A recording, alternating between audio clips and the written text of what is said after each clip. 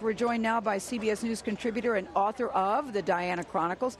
Tina Brown is here too. You've covered the royal family extensively. Yes. My so fifth this is wedding. your this is fifth my royal wedding. Yes. So what do you make of this latest news this morning that Prince Charles is going to walk Meghan down the aisle? I think it was a good solution. I never really thought that Doria would do that. You didn't? Why? No, because I think it's a lot to put on her mother. You know, she's just flown in. She's the only member of the family. Too much burden for her. I think it's very gallant that Prince Charles will do that. I think it'll look great, the fact that she'll be on his arm. And doesn't it show how much they've really embraced her too? I think it's very, very gracious of him to do that, actually, particularly after all the kind of dramas with the family, which has been incredibly painful, I think, for Meghan and for Harry. Yeah, I think people are very, very concerned about Meghan to make sure that nothing really spoils her day.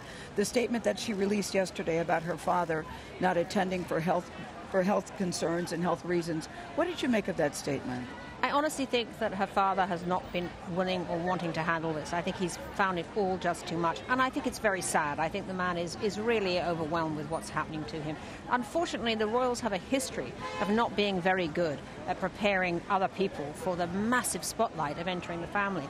And I think that one of the things that Harry loves about Meghan, frankly, is that because she's an actress, because she's a star, this is not phasing her. You know, he got very tired of all those ex-girlfriends really saying, I can't handle this. Yes. You know?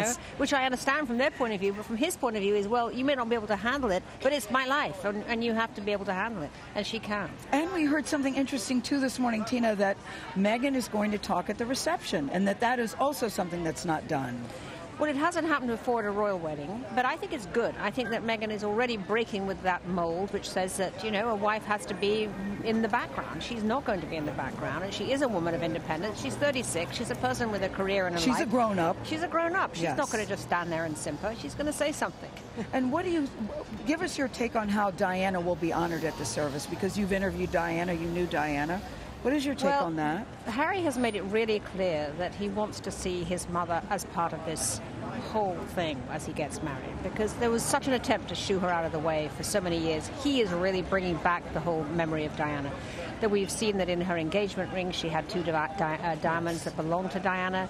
She's going to have the white roses that were Diana's absolute favorite roses. They were all over her memorial chapel when she died as a memory to her. And of course her sister, Lady Jane Fellows, is going to be reading, which is another way to include the family. So there's a real sense that Diana is with them on, as what Harry said, this crazy journey we're about to be embarked on. And is this energy different to you? This is my first royal wedding. I haven't covered 5, but I am so taken with the energy in this town and the love that people feel for this couple.